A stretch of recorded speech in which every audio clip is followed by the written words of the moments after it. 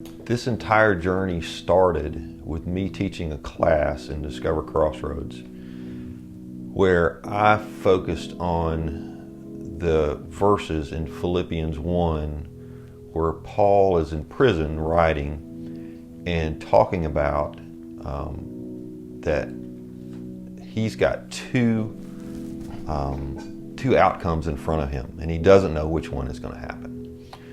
He's either going to be executed or he's going to be set free.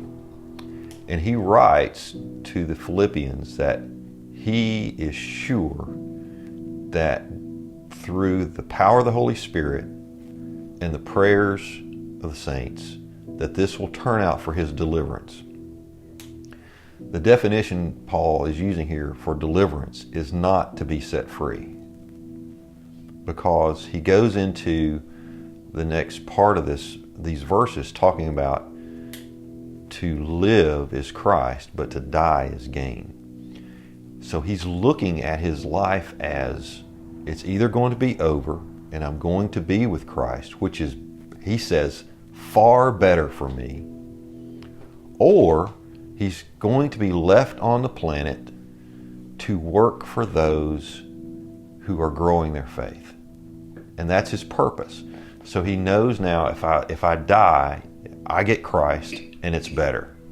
But if Christ leaves me here, I will work for Christ to help you grow in your faith. That's my entire purpose in life, is Christ. To live is Christ, to die is gain, because I get more Christ. That's the whole purpose of all of our lives. I taught that for probably 18 months in that class. So when I got the diagnosis, those were the first verses that popped into my head. So when Pam said, "Who do you want to tell?" I said, everybody, because I need those prayers. I need as many people praying as I can alongside the power of the Holy Spirit to sustain me through this. And I have to do this right.